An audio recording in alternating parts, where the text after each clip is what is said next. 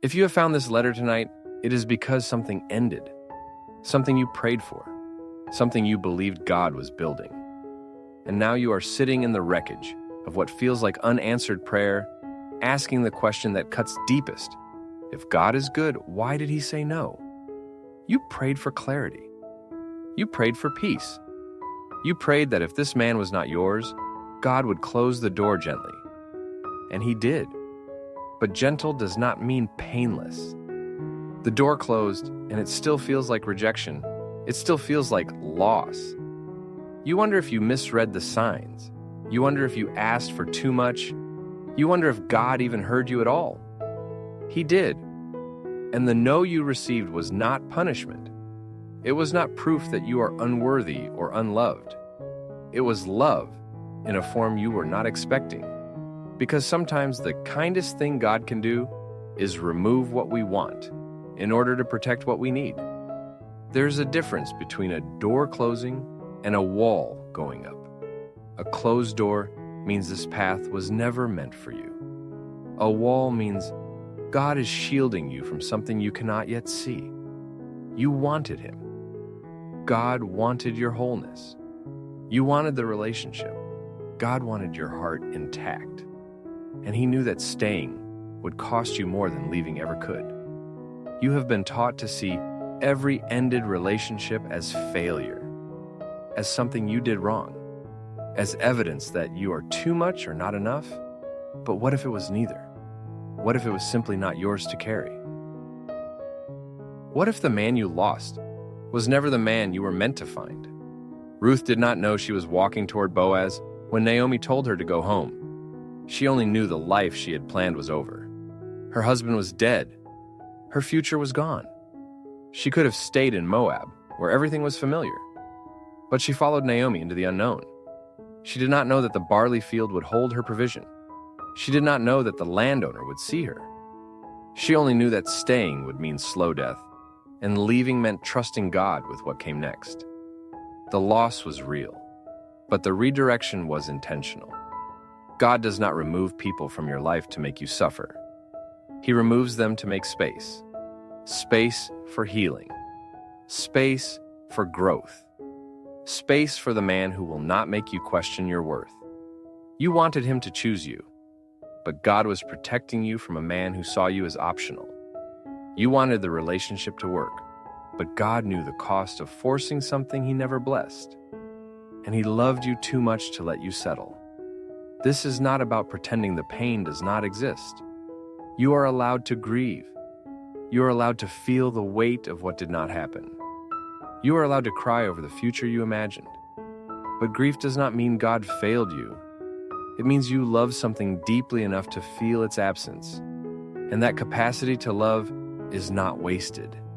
It is proof that your heart still works, that you have not hardened, that you are still capable of hoping, even when hope has hurt you before. A man who is sent by God does not make you beg for his attention. He does not leave you confused about where you stand. He does not treat your heart like a backup plan. A godly man pursues with intention. He leads with clarity. He does not play games because he understands that your time is sacred and your peace is not negotiable. If the man you lost made you feel uncertain, anxious, or overlooked, then God did not say no to your happiness. He said no to your suffering. You think the no means you are being punished. But what if it means you are being prepared? What if God is not withholding love from you, but withholding you from a love that would have diminished you? What if the man you are crying over was never meant to be your husband, but the lesson that taught you what a husband should never be? There is a maturity that comes from trusting God's no. It is the ability to grieve without bitterness, to release without resentment, to say, I do not understand, but I trust you. It is not about pretending you are fine.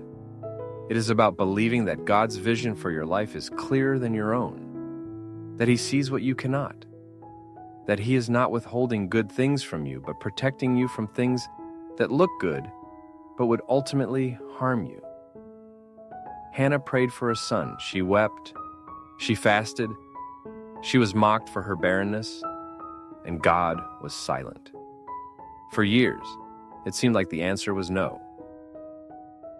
But the silence was not cruelty, it was preparation, because the son she eventually bore was not just hers.